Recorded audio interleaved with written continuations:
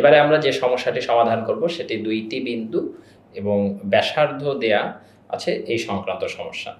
তো সমস্যাটি সমাধান করার আগে আমি আপনাদের একটা বিষয় একটু মনে করিয়ে দেই। আপনারা যখন 9-10-এ ছিলেন, হায়ার ম্যাথে মোস্ট প্রবাবলি এরকম একটা সম্পাদ্য পড়েছেন যে একটি বৃত্ত দুইটি নির্দিষ্ট বিন্দু দিয়ে যায় এবং বৃত্তটির ব্যাসার্ধ একটি নির্দিষ্ট রেখাংশের দৈর্ঘ্যের সমান। বৃত্তটি আঁকো।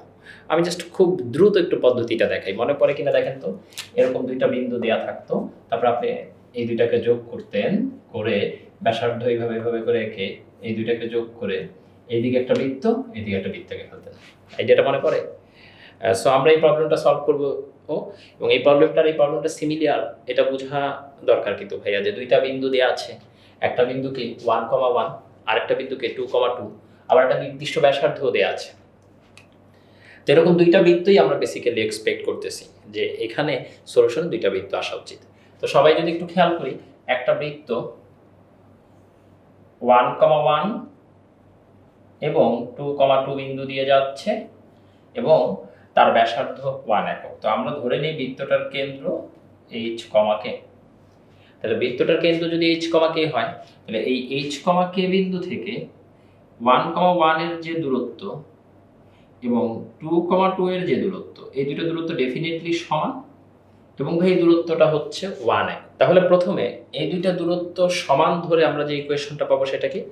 দেখেন h, k থেকে 1,1 বিন্দুর দূরত্বের বর্গ h minus 1 whole square plus k minus 1 whole square equal to h, k থেকে 2,2 এর দূরত্বের বর্গ h minus 2 whole square plus k minus 2 whole square। তবে এবার একটু সবাই যদি লক্ষ্য করি যে এই অংশটুকু দেখেন কি ইন্ডিকেট করতেছে? একটা দ্বিঘাত রাশি আসবে h স্কয়ার k স্কয়ার, এই পাশে আসবে h স্কয়ার k স্কয়ার। অনেকে কিন্তু ক্যালকুলেশন ছাড়াই বলে দিতে পারেন বোথ সাইড থেকে h square k square cancel. তো আমরা একদম ডিটেইলসে লিখি, h minus 1 whole square কি হয়? h square minus 2h plus 1, k minus 1 whole square হচ্ছে k square minus 2k plus 1, h minus 2 whole square হচ্ছে h square minus 4h plus 4, k minus 2 whole square হচ্ছে k square minus 4k plus 4। তো ভাই এবার একটু সবাই লক্ষ্য করি যে এখানে h square plus k square উভয় পক্ষ থেকে এই দুইটা টার্ম ক্যান্সেল। তাহলে ভাই দেখেন তো লেফট সাইডে কি থাকতেছে? Negative twice h minus 2k plus 2, right সাইডে থাকছে negative 4h minus 4k plus 8। ভাই একটু সাজাই দেখি, তাহলে h আর k এগুলোকে যদি এই পাশে নিয়ে আসি তাহলে বিষয়টা এরকম দাঁড়ায় 2h plus 2k equal to 6, h plus k equal to 3 or k equal to 3 minus h। তাহলে দেখেন এই h, k এই বিন্দুটার স্থানাঙ্ককে কিন্তু আপনি এখন একটা চলকের মাধ্যমে লিখতে পারেন। আপনি h, k না লিখে যদি এর পরিবর্তে h, 3 minus h রাখেন, কারণ কি? কারণ k equal to 3 minus h। তাহলে আমি এখন এই বিন্দুটার স্থানাঙ্ককে একটা অজানা রাশির মাধ্যমে লিখেছি। এখন h, 3 minus h বিন্দু থেকে 1,1 বা 2,2 এর দূরত্ব কি? 1 একক।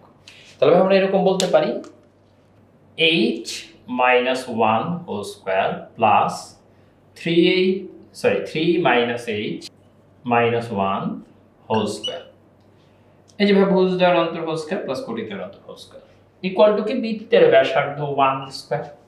এবার সমাধান করেন, h এর মান চলে আসবে। তাহলে সমাধান করলে কি আসে দেখি আমরা একটু, h square minus 2h plus 1 আর এটা কি দাঁড়াচ্ছে ভাই? 2 minus h whole square equal to 1। এবার সবাই লক্ষ্য করি h square minus 2h plus 1 আর 2 minus h whole square কে কি লেখা যাবে? 4 minus 4h plus h square equal to 1। ভাই এই পাশ থেকে 1 আর 1 ক্যান্সেল করে দেন, এই 1 আর 1 ক্যান্সেল। তাহলে h square 2h square minus 6h plus 4 equal to 0, h square minus 3h plus 2 equal to 0।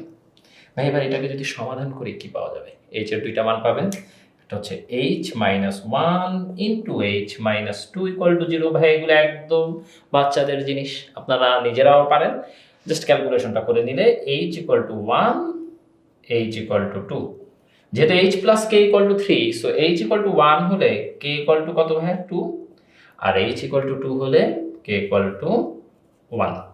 তাহলে এই ইনফরমেশনটা থেকে আমরা একটা বৃত্তের সমীকরণ পাবো, এই ইনফরমেশনটা থেকে আমরা আরেকটা বৃত্তের সমীকরণ পাবো। ইনফরমেশনটা ইউজ করলে বৃত্তের সমীকরণটা কি হবে ভাইয়া? X minus one whole square plus Y minus two whole square equal to one square. আর এখান থেকে আমরা কি পাচ্ছি? X minus two whole square plus Y minus one whole square equal to one square. তাহলে ভাই এই যে এখানে আমরা দুটো সমীকরণ পেলাম, এটা হচ্ছে আমাদের দুইটি বৃত্তের সমীকরণ, অর্থাৎ এরকম দুইটা বৃত্ত এক্সিস্ট করে। এই প্রবলেমটা শেষ হয়ে হলো না শেষ, আমি কিছু আলোচনা বাড়াতে চাচ্ছি। এরকম কি হতে পারে না দ্বিঘাত সমীকরণ সমাধান করে আপনি দুইটা সমাধান আলাদা না পেয়ে একই পেয়ে গেলেন? এটাও কিন্তু হওয়া সম্ভব। তো আমি জাস্ট আলোচনা করতে চাচ্ছি যে কখন এটা পেতে পারেন। আবার এরকমও হতে পারে যে দ্বিঘাত সমীকরণ সমাধান করে আপনি যে দুইটি সমাধান পেয়েছেন, এই দুইটি সমাধান অবাস্তব হয়ে গেল, সেক্ষেত্রে তো ভাই বৃত্তই এক্সিস্ট করবে না। তাহলে কখন এই ঘটনাটা ঘটবে? তো আপনি একটু খেয়াল করেন, আপনি যখন এই যে বৃত্তটা আঁকবেন, দুইটি নির্দিষ্ট বিন্দু দেয়া থাকলে, আমাদের এখানে যে দুইটি বিন্দু দেয়া আছে, একটা বিন্দু 1,1 আর একটা বিন্দু 2,2। এখন এই যে দুইটি বিন্দুগামী আপনি বৃত্তের সমীকরণ বের করতে চাচ্ছেন, তাহলে এই দুই বিন্দুগামী যে বৃত্ত আঁকবেন, একটা জিনিস খেয়াল করেন, তার কেন্দ্র এবি এর লম্ব সমদ্বিখণ্ডক রেখায় অবস্থিত হলে কেন্দ্র এখানে হতে পারে, এখানে হতে পারে, এখানে হতে পারে, এরকম যে কোনো জায়গায় থাকতে পারে। তাহলে বৃত্তের ব্যাসার্ধের ন্যূনতম মান কি? ন্যূনতম মান হচ্ছে এ থেকে বি এর যে দূরত্ব তা ঠিক অর্ধেক, তাই না ভাইয়া? তাহলে 1,1 এবং 2,2 এই দুই বিন্দুর মধ্যবর্তী দূরত্ব কত? √2 মাইনাস 1 হোল স্কোয়ার যোগ 2 minus 1 whole square equal to √2। ঠিক তার অর্ধেক কি হবে ভাইয়া? Half √2 equal to 1/√2। তাহলে এই যে অর্ধেক দৈর্ঘ্যটা 1/√2, এই 1/√2 ব্যাসার্ধের ন্যূনতম মান 1,1 এবং 2,2 বিন্দুগামী বৃত্তের ক্ষেত্রে। আপনি যদি কোনো কারণে 1/√2 থেকে ছোট দেন ব্যাসার্ধের মান, সেই ক্ষেত্রে কেন্দ্র এই সরলরেখার উপরেই নিতে পারবেন না।